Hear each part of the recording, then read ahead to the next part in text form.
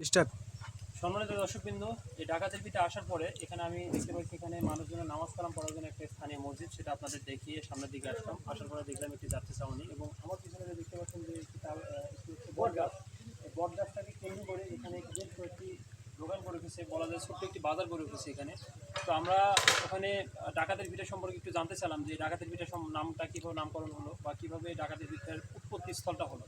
এখানে আমাদের কিছু সিনিয়র সিটিজেন যারা আছে মুরব্বীর সঙ্গে কথা বলে একজন আঙ্কেলকে এখানে পাইলাম, উনি আমাদের একটু বলবে ওনার যতটুকু জানা আছে ততটুকু ভিতরে। সালাম আলাইকুম আঙ্কেল। নাম কি আপনার? আমার নাম নিজাম। তাহলে আপনি একটু আমাদের বলবেন যে এই ডাকাতের পিঠা নামকরণটা কেন হলো, কোথা থেকে আসলো বা এর পিছনের রহস্যটা কি, বা এখানে কি ডাকাত বাস করতো কিনা? এখানে ডাকাত বসবাস করতে কিনা আমরাও বলতে পারবো না, তবে আমার বাপেরা তো সাবজেক্ট বাদ। আমার দাদারাই আমার বলতে পারে নাই যে কারা বসবাস করে গেছে। আমার দাদারাই আসে দেখেছে, তারা বলে এইরকমই ছিল। হ্যাঁ, এই যে খোলা খাপড়া এটা সেটা দেখা যাচ্ছে, হ্যাঁ এইগুলি ছিল। তারাও এসে বলতে পারে নাই যে কারা বসবাস করতো। নাম ডাকাতের ভিতরে এখন এইটাই। এই যে নামটা ডাকাতের পিঠা, নামের ভিতরে তো একটা ভয় আতঙ্ক আছে। না না আসলে কি আসলে কি মানে ডাকাতের পিঠা না, ডাকাত নামটা শুনতে তো আতঙ্ক সৃষ্টি হয়, কিন্তু আতঙ্ক সৃষ্টি নাই। আমি ওইটাই জানতে চাচ্ছি যে ডাকাত নামটা শুনলে তো আমাদের ভিতরে আতঙ্ক সৃষ্টি হয়।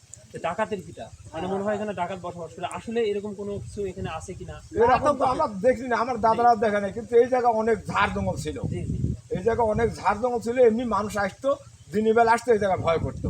যে জায়গা মানে কিবে আছে, কিবে হয়তো কেউ লোকজন আছে নাকি আমার ধরে টরে কারি করে দিবে, হ্যাঁ এইরকম হয়তো আতঙ্ক ছিল। এই জন্যই ডাকাতের পিঠে সেই কারণে তিনি উৎপাদন হয়েছে যে চলন বিলের মাঝখানে এটা ডাকাতের পিঠে, হ্যাঁ এইভাবে উৎপাদন হয়েছে।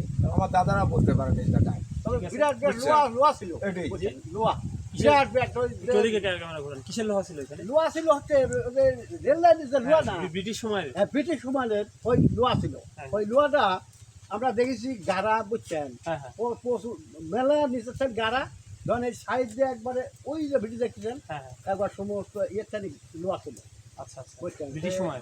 ওটা কিসের লোহা ছিল এখানে? কি ব্রিটিশ সময় কি কোনো প্রাচীন স্থাপত্য ছিল এ বিষয়ে? ব্রিটিশ সময় আমার পড়াশোনা নাই, তবে আমরা দেখেছি ওই লোহাটা। আচ্ছা, আমরা নিজেই দেখেছি। নাম কি আঙ্কেল আপনার? আমার নাম ফজলুর রহমান। আচ্ছা ঠিক আছে আঙ্কেল, ধন্যবাদ। ধন্যবাদ আপনাদের।